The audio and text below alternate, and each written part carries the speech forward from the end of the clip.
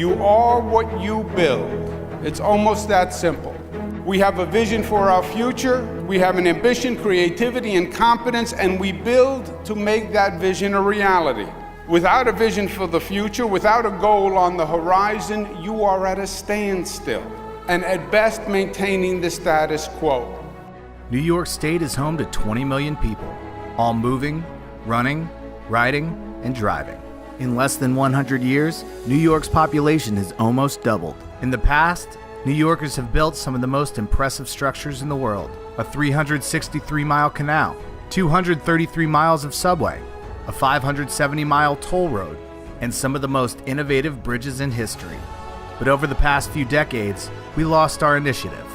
Now, New York is regaining its ambition with the largest construction and development investment in America.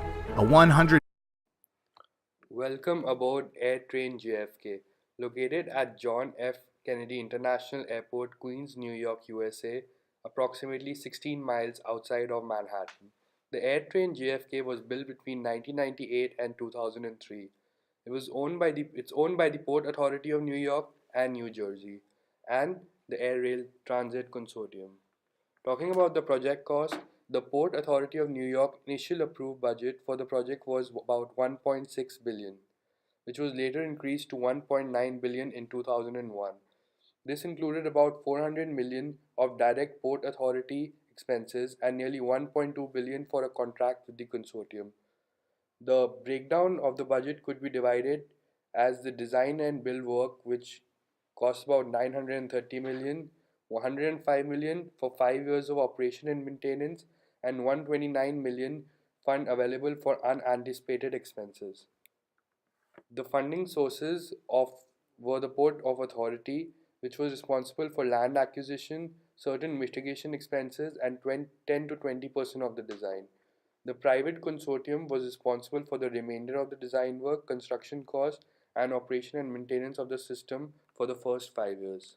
Talking about the project benefits, there are three major benefits. First one is increase the New York City competitiveness in global business, because building a world-class airport ground access for the New York City has a great impact towards its economy, and towards the airport passenger volume has been increased in last year. And the another one is reduces congestion and decrease the cargo cost. So in New York City, traffic was a huge problem, but after the JFK AirTrain, the traffic congestion was decreased. Both because after the JFK AirTrain project, the American Public Transportation Authority, they found that JFK AirTrain project has created 36,000 jobs in New York City. So those are the main benefits. And some issues. The first one is the passenger facility charge, which is known as PFC.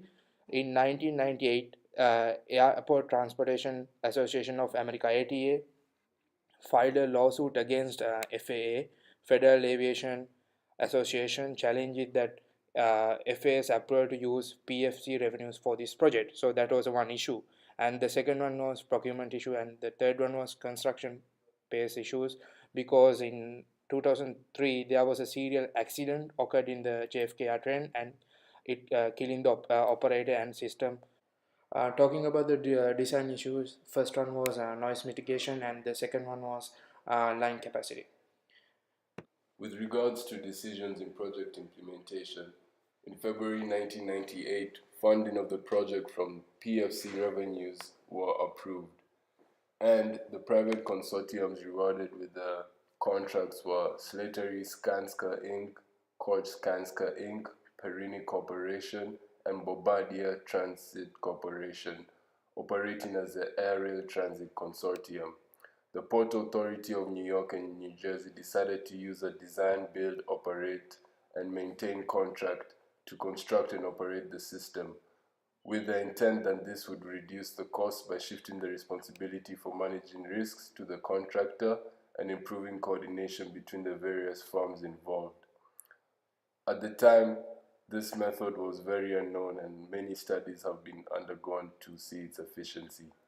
The current status of the AirTrain JFK, it has been in operation since 2003, has 32 fully automated driverless cars, 1 to 4 car trains with 3 lines and 10 stations. The operating capacity is about 75 to 78 passengers per car. The AirTrain operates 24 hours a day and reaches speeds up to 60 miles per hour.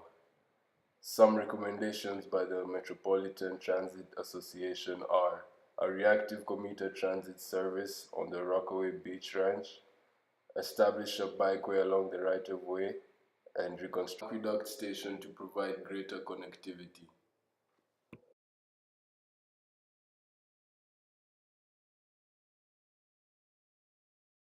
Hi guys, my name is Samudith. Hi guys, my name is Edward.